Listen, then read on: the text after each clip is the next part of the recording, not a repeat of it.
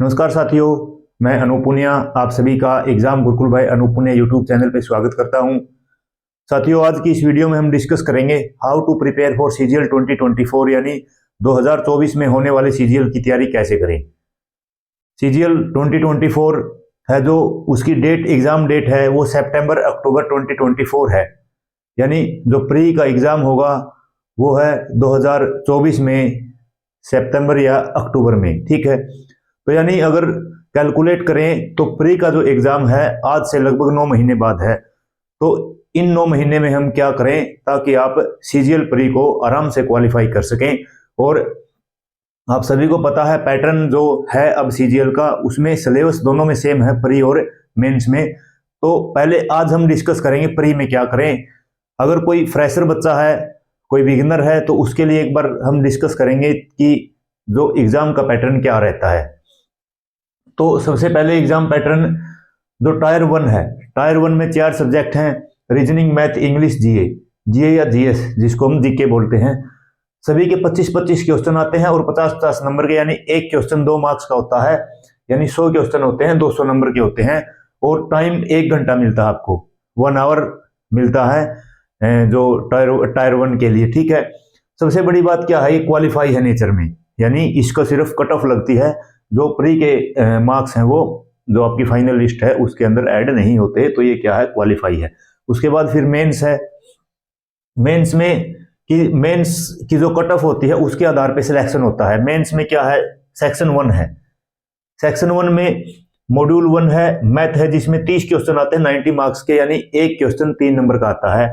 Module 2 है, उसमें reasoning है, ये दोनों सेक्शन 1 में है, रीजनिंग है, 30 क्वेश्चन आते हैं 90 मार्क्स के, यानी एक क्वेश्चन 3 नंबर का। यानी सेक्शन 1 की बात करें, मैथ और रीजनिंग है, 60 क्वेश्चन आते हैं 180 नंबर के, और टाइम कितना है, टाइम होता है 1 घंटा। ठीक है, 1 आवर टाइम होता है।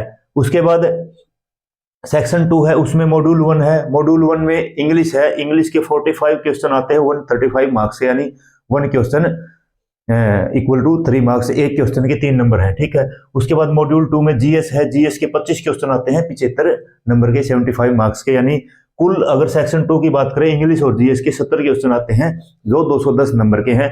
इसके लिए भी 1 घंटे का टाइम मिलता है। ठीक है, उसके बाद सेक्शन 3, सेक्शन 3 में मॉड्यूल 1 में कंप्यूटर है, कंप्यूटर के 20 क्वेश्चन आते हैं 60 मार्क्स के, यानी ईच क्वेश्चन है 3 मार्क्स, यानी एक क्वेश्चन के 3 नंबर हैं, और 15 मिनट का ये होता है। और ये क्या है, जो कंप्यूटर है ये क्वालिफाई है, क्या है ये क्वालिफाई है। ठीक है, यानी क्वालिफाई है, ये आपको क्वालिफाई करना कंपलसरी है। उसके बाद टाइपिंग है, मॉड्यूल 2 में टाइपिंग भी क्वालिफाई है, 15 मिनट मिलते हैं, अप्रोक्स 1800, 1900 या 2000 कैरेक्टर आपको टाइप करने हैं 15 मिनट में। ठीक है, वो आप आराम से कर सकते हो 2-3 महीने की प्रैक्टिस के बाद। ठीक है, तो ये था एग्जाम का पैटर्न। अब देखते हैं सबसे पहले प्री के लिए क्या रणनीति हमारी रहनी चाहिए कि ताकि हम आसानी से जो प्री है उसको क्वालिफाई कर लें, क्योंकि अगर प्री में क्वालिफाई होंगे तभी तो आप मेंस में बैठ पाएंगे। इसलिए प्री के लिए देखते हैं क्या करें, प्री के लिए क्या रणनीति रहनी चाहिए। तो उसके लिए देखते हैं, सबसे पहले हम देखेंगे किस पोर्शन को, सबसे पहले देखेंगे हम मैथमेटिक्स को, यानी मैथ को। मैथ आसान सब्जेक्ट होता है, अगर एक बार आपको समझ में आने लग गया तो बहुत आसानी से आप कर सकते हो। और मैथ और रीजनिंग एक ऐसे सब्जेक्ट हैं जिसमें आप 100% स्कोर आसानी से कर सकते हो। ठीक है, तो सबसे पहले मैथ देखते हैं, मैथ में क्या करें। सबसे पहले आपको थ्योरी क्लियर होनी जरूरी है। ठीक है, मैथ की यानी कोई चैप्टर है उसमें कॉन्सेप्ट क्लियर होने जरूरी, टॉपिक वाइज कॉन्सेप्ट क्लियर होने चाहिए जरूरी। थ्योरी कहां से क्लियर होगी, या तो आपने कहीं कोचिंग कर रखी है या फिर आप यूट्यूब का सहारा ले रहे हो। ठीक है, तो यानी यहां से क्या हो जाएगी, आपकी थ्योरी क्लियर हो जाएगी। ठीक है, अब देखो, मान लो आप थ्योरी कर रहे हो, जिस दिन जिस कॉन्सेप्ट का क्वेश्चन पढ़ो उसी दिन आप उसी कॉन्सेप्ट के पीवाई की प्रैक्टिस करो, यानी same day theory, same day theory, उसी दिन क्या करो, same day PYQ practice, previous year question की क्या करो, प्रैक्टिस करो। ठीक है, मतलब उसी दिन जिस दिन आपने जिस कॉन्सेप्ट पे आपने पढ़ा उसी दिन क्या करो, आप उसी दिन उस कॉन्सेप्ट के पीवाई के क्वेश्चन प्रैक्टिस करो। और आपको कोशिश करनी है सबसे पहले इजी जो चैप्टर लगे, इजी चैप्टर 2, बाद में कहाँ जाएं आप, हार्ड चैप्टर की तरफ जाएं, ठीक है। और डेली कोशिश करो आप कि 3 घंटे आप मैथ को दो, ठीक है। कितने? 3 घंटे आप मैथ को दो। और जैसे ही आप मैथ को 3 घंटे दोगे तो आपका जो सिलेबस है, इतना करने के बाद मैं बता देता हूं, जो सिलेबस है वो आपका लगभग 5 से 6 मंथ में मैथ का सिलेबस कंप्लीट हो जाएगा। यानी इसमें क्या हो गया, थ्योरी भी कंप्लीट हो गई और पीवाईक्यू प्रैक्टिस हो गई। पीवाईक्यू है जो आपको कोशिश करनी है लगभग 300 क्वेश्चन पर टॉपिक या पर चैप्टर, 300 क्वेश्चन पर चैप्टर आपको कवर करने हैं। और जब आप पूरा का पूरा मतलब हर चैप्टर के लगभग 300 क्वेश्चन कवर करोगे तो लगभग आप 7000 क्वेश्चन क्या कर चुके होंगे, सोल्व कर चुके होंगे, ठीक है। यानी 5 से 6 महीने में आप इतना काम आराम से कर सकते हो अगर डेली आप 3 घंटे मैथ भी पढ़ो तो, ठीक है। उसके बाद बुक की बात करें, बुक पीवाईक्यू की लेनी है आपको। कौन सी लेनी है? जो चैप्टर वाइज हो या टॉपिक वाइज, ठीक है। चैप्टर वाइज या टॉपिक वाइज। पहले तो एक अभी भी आती है किरण की बुक है, या राकेश यादव सर की भी एक बुक है, पहले 7300 प्लस के नाम से आती थी, तो ठीक है। तो यानी आप प्रीवियस ईयर क्वेश्चन, और कोशिश करनी है आपको टीसीएस पैटर्न की जो बुक लेनी है। टीसीएस पैटर्न का मतलब 2018 के बाद के क्वेश्चन, बाद के क्वेश्चन 18, 19, 20, 21, 22, 23, यानी लगभग 6 साल के क्वेश्चन आप ट्राई कीजिए, ठीक है।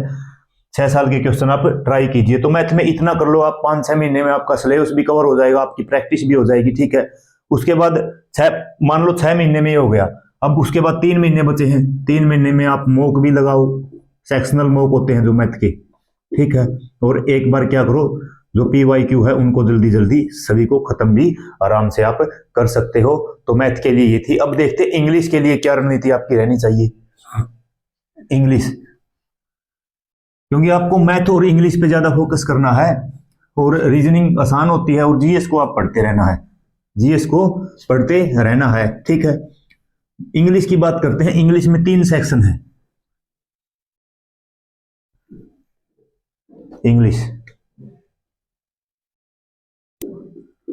इंग्लिश में क्या है, इंग्लिश में 3 सेक्शन है। 3 सेक्शन कौन से हैं? सबसे पहले तो ग्रामर है, ठीक है। उसके बाद क्या है, उसके बाद है वोकैब है, वोकैब का पोर्शन है, और फिर क्या है, फिर है कॉम्प्रिहेंशन, ठीक है। क्या है? कॉम्प्रिहेंशन है, ठीक है। अब देखो, ग्रामर आपको डेली कम से कम 1 घंटा पढ़नी है। कितना? 1 आवर्स डेली आपको पढ़ना है। अब पढ़ोगे क्या, वो आप अगर कोचिंग ले रखी है तो आप क्या है, अपने नोट्स होंगे उनसे पढ़िए, या फिर बुक पढ़ सकते हो आराम से। और इसके लिए आप बुक अगर पढ़नी है तो आप पढ़ सकते हो हिंदी के लिए हिंदी मीडियम के स्टूडेंट हो तो नीतू सिंह, या फिर इंग्लिश मीडियम के स्टूडेंट है तो एसपी बख्शी, एक बहुत अच्छी बुक है, अरिहंत की बुक, अरिहंत पब्लिकेशन की बुक है, ठीक है। यानी डेली 1 आवर क्या करना है, आपको पढ़ना है। उसके बाद वोकैब, वोकैब को आपको ट्राई करना है डेली लगभग 100 वर्ड्स करें, ठीक है। यानी लगभग 1 घंटा वोकैब पढ़नी है आपको डेली। 1 आवर्स क्या करनी है, वोकैब पढ़नी है। और क्या करने हैं, 100 वर्ड्स आपको डेली करने हैं। 100 वर्ड्स में जैसे वर्ड मीनिंग है 20 कीजिए, ठीक है। 20 वर्ड मीनिंग हो गए। अब इसके 20 आप सिनोनिम कीजिए,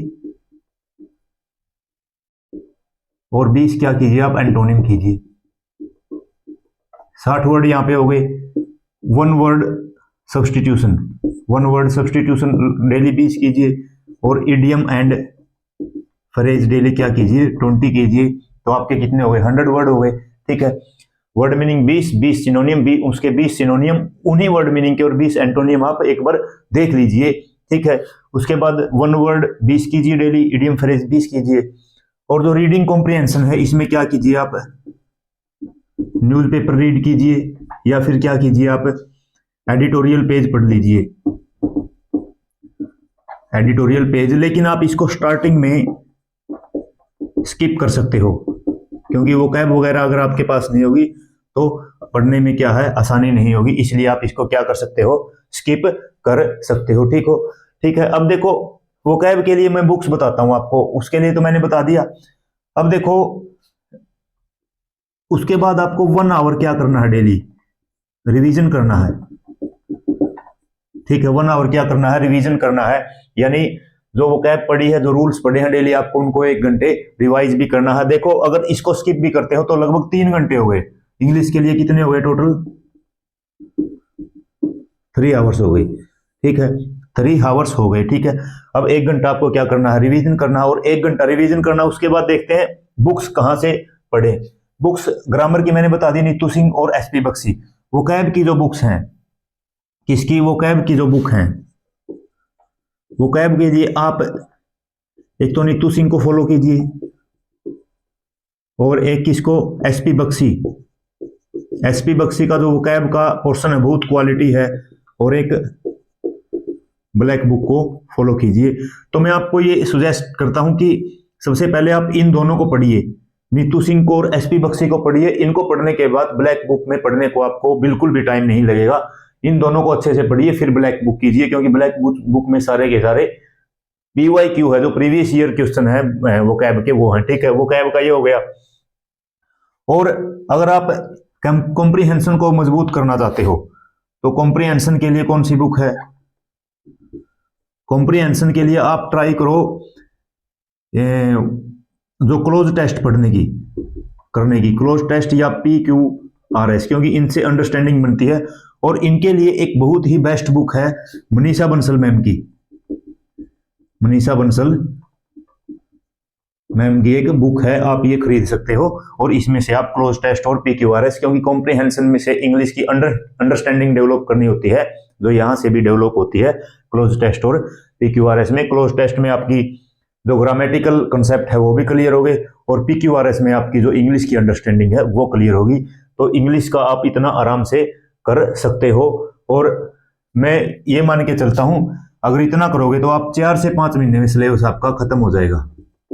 सिलेबस 4 से 5 मंथ्स में खत्म हो जाएगा। ठीक है, हाँ ग्रामर में आप 1 आवर अगर करते हो तो उसमें PYQ प्रैक्टिस जरूर करनी है आपको, PYQ प्रैक्टिस जरूर करने हैं, क्योंकि वो कैब की तो देखो यहां से हो जाएगी ब्लैक बुक से PYQ, और 1 आवर की PYQ प्रैक्टिस कर सकते हो आप आराम से। कोई भी बुक ले लेना, मार्केट में बहुत सारी बुक आपको मिल जाएगी जिसमें प्रीवियस ईयर क्वेश्चन दिए हुए होंगे, उनको जो उनका सॉल्यूशन है उसको उसकी एक्सप्लेनेशन आपको अच्छे तरीके से देखनी है। ठीक है, ये थी इंग्लिश। अब उसके बाद रीजनिंग देखते हैं। रीजनिंग में क्या करें, रीजनिंग है जो सबसे आसान सब्जेक्ट होता है CGL में, SSC में, और आप कोशिश करनी होती है आपको कि कम से कम 95% तो मैं इसके अंदर स्कोर करूं, क्योंकि सबसे आसान सब्जेक्ट है, तो आप आराम से उसके अंदर 95% स्कोर भी कर सकते हो, सबसे इजी वो होता है। ठीक है, रीजनिंग बहुत से बच्चे रीजनिंग की कोचिंग भी नहीं लेते, ऐसे ही कर लेते हैं। रीजनिंग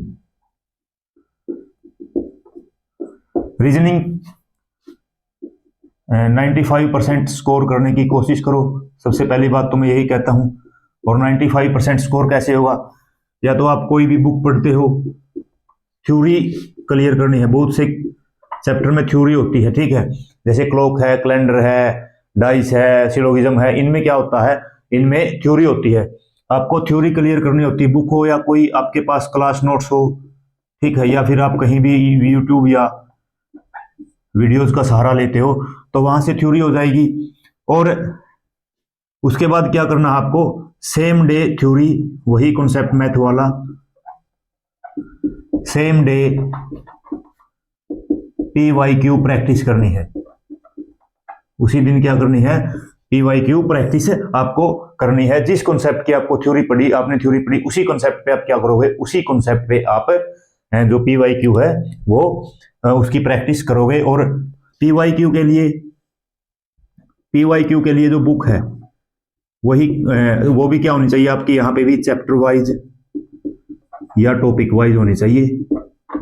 और 2018 और उसके बाद 2018 के बाद सारे PYQ आपको ट्राई करने हैं, क्योंकि ये क्या है, ये TCS पैटर्न पे है, यानी जो ट्रेंडिंग में क्वेश्चन चले हुए हैं उनसे आधारित ये है। ठीक है, तो यानी अब और डेली कितना पढ़ना है रीजनिंग आपको, डेली लगभग 1.5 आवर आप पढ़ लेना, यानी 1 से 1.5 घंटा अगर आप डेली पढ़ोगे तो आप आराम से 3 से 4 मंथ में सिलेबस खत्म कर सकते हो। ठीक है, क्योंकि जो थ्योरेटिकल क्वेश्चन है, जो थ्योरेटिकल टॉपिक है वो बहुत कम है रीजनिंग में, और पहले उनको आप कीजिए, पहले थ्योरेटिकल कीजिए, उसके बाद आपको टाइम नहीं लगेगा। जो उसके बाद बचे हुए टॉपिक है उनको आप कोई PYQ बुक उठाइए, उनमें से सीधे प्रैक्टिस कीजिए और आपका जो रीजनिंग का पोर्शन आराम से क्या हो जाएगा, तैयार हो जाएगा। ठीक है, उसके बाद आता है जीएस का बच्चों के मन में बहुत ज्यादा जो डर होता है, और अब और भी ज्यादा डर होने लग गया, क्योंकि पहले जो मेंस में सिर्फ मैथ और इंग्लिश आती थी, क्या आती थी, मैथ और इंग्लिश आती थी, लेकिन अब क्या है, अब मेंस में जीएस और रीजनिंग भी आने लग गई, और रीजनिंग क्या है, आसान सब्जेक्ट है, तो बच्चे के मन में किसका डर है, बच्चे के मन में जीएस का डर है। तो इसलिए देखते हैं जीएस या जनरल अवेयरनेस। जनरल अवेयरनेस सबसे पहले तो डरना नहीं है, सबसे बड़ी बात तो यही है कि आपको इस सब्जेक्ट से डरना नहीं है। हाँ, मानते हैं वो जो सिलेबस है वो वास्ट है, बहुत बड़ा सिलेबस है जीएस का, कोई लिमिट नहीं है, लेकिन नहीं, उसकी भी अप्रोच बताएंगे कि कैसे चीजों के ऊपर आपको लिमिटेड रहना है उसके बारे में। तो जीएस के बारे में आपको क्या है, सबसे पहले तो आपको थ्योरी क्लियर करनी है। ठीक है, आपको पता है जीएस में क्या क्या होता है, मैं थोड़ा सा बता देता हूं। हिस्ट्री होती है, ज्योग्राफी होती है, पॉलिटी होती है, इकोनॉमिक्स होती है, उसके बाद साइंस के सब्जेक्ट आते हैं, बायो के बाद फिजिक्स, केमिस्ट्री, और उसके बाद करंट अफेयर्स। ठीक है, इतने सब्जेक्ट होते हैं, तो इसलिए इसका थोड़ा सा सिलेबस वास्ट हो जाता है। तो सबसे पहले आपको थ्योरी क्लियर करनी है। क्या क्लियर करनी है, थ्योरी क्लियर करनी है। थ्योरी किस में से क्लियर करोगे, या तो आप कोई भी एक लुसेंट की बुक ले लीजिए, लुसेंट की बुक वैसे बहुत अच्छी है, या फिर आपने क्या कर रखा हो, कहीं भी कोचिंग ले रखी हो, तो उसके क्या हो, आपके पास क्लास नोट्स हो, क्या हो, क्लास नोट्स हो। ठीक है, अब बहुत से बच्चे लुसेंट पढ़ने में ही फेल हो जाते हैं। क्यों फेल हो जाते हैं, वो ऐसे ही कोई टॉपिक उठा लेते हैं। तो मैं बताता हूं इनको पढ़ने का तरीका क्या है। आप सबसे पहले आपको जो आसान पोर्शन लगे, इजी पोर्शन को उठाइए, इजी पोर्शन को क्लियर कीजिए। उसके बाद कहां जाइए, आप हार्ड पोर्शन पे जाइए। ठीक है, उसके बाद कहां जाइए, हार्ड पोर्शन पे जाइए। इजी टू हार्ड पोर्शन अगर जाओगे, जैसे आपको मान लो इन 6-7 जो पोर्शन है, इनमें से 3 पोर्शन आपको आसान लगते हैं। भाई मान लो साइंस में आपको बायो आसान लगती है, ज्योग्राफी और पॉलिटी आसान लगती है, 3 पोर्शन आसान लगते हैं, पहले इनको कीजिए। इनको करने के बाद आपके अंदर कॉन्फिडेंस आएगा, फिर आप हार्ड पोर्शन के ऊपर भी आराम से कमांड अपनी बना सकते हैं। ठीक है, तो यानी लुसेंट, और अब क्या करना है, इसका भी same day theory, same day PYQ, same day PYQ। PYQ की एक बुक आती है घटना चक्कर, उसमें से आप आराम से कर सकते हो। यानी सेम डे PYQ, उसी दिन थ्योरी करी, उसी दिन आप उस जो थ्योरी के उस टॉपिक के क्या कर लो, PYQ प्रैक्टिस कर लो। PYQ करने के 2 फायदे हैं। सबसे पहला फायदा तो क्या है, आपको ये पता चलेगा कि ट्रेंडिंग में कौन से क्वेश्चन चले हुए हैं। ठीक है, ट्रेंडिंग में कौन से क्वेश्चन चले हुए हैं, और सबसे बड़ी बात यह है कि आपको ये पता चलेगा जीएस किस दायरे तक हमने पढ़ने हैं, किस दायरे तक क्वेश्चन पूछे जाते हैं। तो वहां से आपको उस टॉपिक के बारे में कितना डीपली पढ़ना है ये पता चलेगा। तो PYQ, और जब PYQ करो आप, तो क्या करना है, सभी ऑप्शन को देखना है, सभी ऑप्शन की डिटेल देखनी है, डिटेल देखनी है। ठीक है, सभी ऑप्शन की क्या देखनी है, सभी ऑप्शन की डिटेल देखनी है। यानी आप सभी ऑप्शन के बारे में देखोगे कि भाई कोई क्वेश्चन दिया हुआ, उसके ऑप्शन दिए हुए हैं, जैसे ये बोल दे अनटचेबिलिटी, अनटचेबिलिटी आर्टिकल किस में दिया हुआ है, और एक ऑप्शन दे दे 16, आर्टिकल 17, आर्टिकल 18, आर्टिकल 19। ठीक है, आर्टिकल 16, आर्टिकल 17, आर्टिकल 18, आर्टिकल 19 ये दे दे। आपने फिर क्या है, प्रैक्टिस कर रहे हो, आपने 17 लगाया और अगला क्वेश्चन पे चले गए, नहीं। आप देखिए आर्टिकल 16 में क्या है, आर्टिकल 18 में क्या है, आर्टिकल 19 में क्या है। आपके पास एक क्वेश्चन से यहाँ पे 4 कॉन्सेप्ट क्लियर हो जाते हैं। तो इस तरह से अगर आप जीएस पढ़ोगे तो आपका जो जीएस का सिलेबस है बहुत अच्छे से तैयार हो जाएगा। और मुझे लगता है लगभग आप मान के चलो बिल्कुल आराम से भी करोगे तो 4 से 5 महीने में आपका सिलेबस कंप्लीट हो जाएगा। सिलेबस क्या हो जाएगा, कंप्लीट हो जाएगा। ठीक है, 4 से 5 महीने में सिलेबस कंप्लीट हो जाएगा। और अगर आपने मतलब इतना पोर्शन पढ़ लिया, अब उसके बाद ये तो हो गया स्टैटिक पोर्शन, इसको बोलते हैं स्टैटिक पोर्शन। उसके बाद आती करंट, क्या आती है, करंट अफेयर्स। तो सबसे पहले तो मैं सलाह देता हूं टायर फर्स्ट के लिए, टायर 1 के लिए आपको करंट नहीं पढ़नी। क्यों नहीं पढ़नी, क्योंकि क्वालिफाई है तो आप क्या है, जीएस का स्टैटिक पोर्शन भी अगर पढ़ोगे तो आप क्या कर लोगे, आराम से क्वालिफाई कर सकते हो। ये नहीं मेरे को 180 नंबर लेके आने हैं, क्या फायदा भाई। अगर 120 पे अगर कट ऑफ लगी है तो आपके 180 120 के बराबर है। बस ये उसका ये मतलब है कि हाँ आप मेंस के लिए क्वालिफाई कर चुके हो, इसलिए करंट के पीछे प्री में ना पढ़े, टायर फर्स्ट में ना पढ़े। और मेंस के लिए फिर आप जो करंट पढ़नी है टायर फर्स्ट के बाद, टायर फर्स्ट जैसे ही देते हो उसके बाद आपको करंट पढ़नी है, करंट 3 महीने पढ़नी है।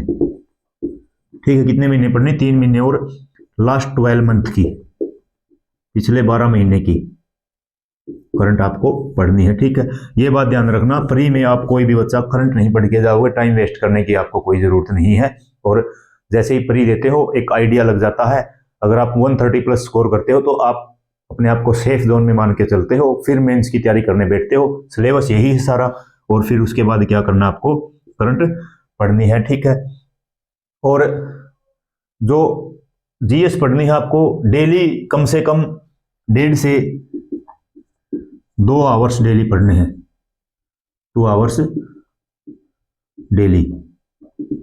ठीक है, 1 से 2 घंटा, 1.5 से 2 घंटा आपको डेली पढ़ना है।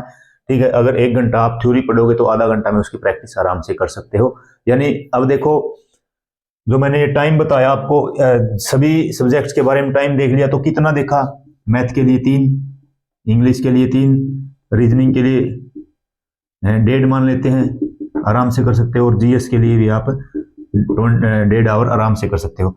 3 3 6 और 3 ये 9, टोटल 9 आवर्स पर डे, 9 घंटे अगर एक दिन में पढ़ोगे आप, तो आप वीक में 6 डे पढ़िए।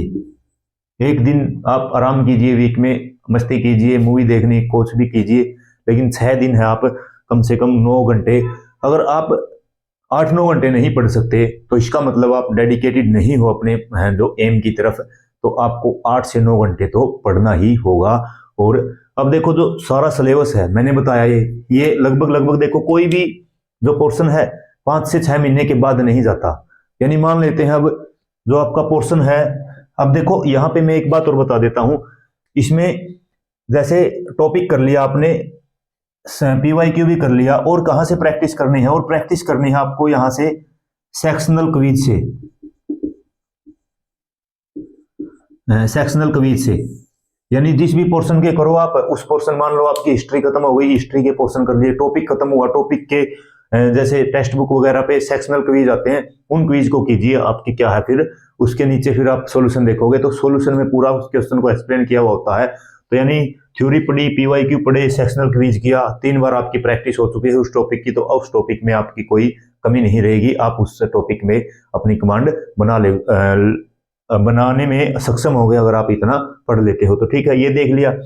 अब देखते हैं सिलेबस कवर हो गया भाई, मान लो इतना आपने फॉलो किया अच्छे से, सिलेबस कवर हो गया।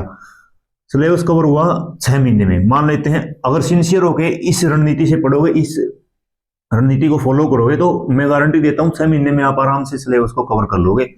और सिलेबस कवर करने के बाद क्या करना आपको, क्योंकि प्री की लड़ाई है सबसे पहले तो भाई, अगर प्री क्वालिफाई नहीं होगा तो मेंस में कैसे बैठेंगे, उसके लिए फिर आपको क्या करना है 6 महीने के बाद। ठीक है, सिलेबस कवर हुआ कितने दिन में, सिलेबस कवर हुआ मान लो 6 मंथ में, और आपके पास कितने हैं, अप्रोक्स 9 मंथ हैं। तो फिर नेक्स्ट 3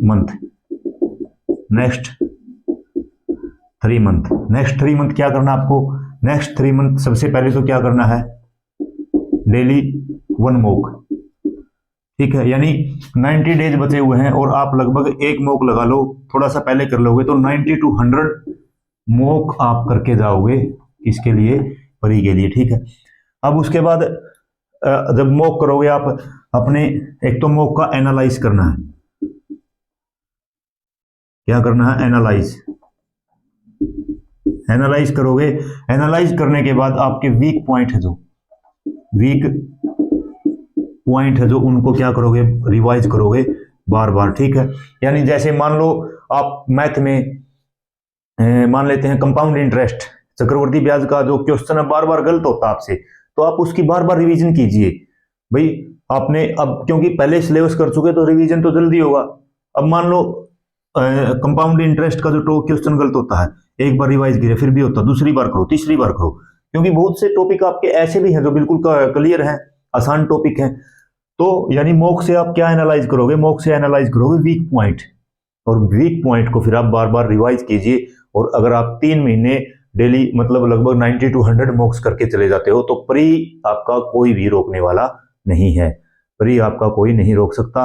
और मैं आपको एक जानकारी दे देता हूं कि जीएस के लिए, क्योंकि मेंस और प्री दोनों में आती है, तो जीएस के लिए एक अच्छा लेवल आप अगर तैयार करते हो तो वो आपके लिए बेनिफिट है, क्योंकि बच्चे मैथ और रीजनिंग में कमांड होती है, इंग्लिश में भी कर लेते हैं, जीएस में नहीं कर पाते, यानी जीएस को डीपली पढ़ना होता है। और अभी हमारे चैनल पर जीएस की पॉलिटी की क्लास चली हुई है, तो आप उस क्लास को एक बार आप उस जो पॉलिटी की सीरीज चली हुई है उसकी विजिट कीजिए। उसके बाद अगर आपको फायदेमंद लगे तो आप उसको क्लास को अटेंड जरूर कीजिए। डेली एक क्लास हम लेके आते हैं, धीरे धीरे सभी सब्जेक्ट्स की लेके आएंगे। हाँ, जब तक आपका प्री होगा जीएस के लगभग सभी सब्जेक्ट हम लेके आएंगे, डीपली पढ़ाएंगे। यूपीएससी और यूपीएससी और स्टेट पीसीएस तक का हम करवा रहे हैं, ताकि आसानी से बिल्कुल एक पोर्शन को बिल्कुल क्लियर, हर पॉइंट को क्लियर कर रहे हैं। तो मैं उम्मीद करता हूं कि आप एक बार हमारे चैनल पे विजिट जरूर करेंगे, उन क्लासेस के बारे में आप एक बार जानकारी जरूर लेंगे और इस रणनीति को फॉलो कीजिए, ताकि आप सीजीएल प्री 2024 है जो आराम से क्वालिफाई कर सकें। और ये उम्मीद भी करता हूं कि आप मेहनत करेंगे और मेहनत के दम पे आप एसएससी सीजीएल में एक अच्छी नौकरी भी लेने में कामयाब होंगे। आप सभी को बहुत बहुत शुभकामनाएं, बेस्ट ऑफ लक।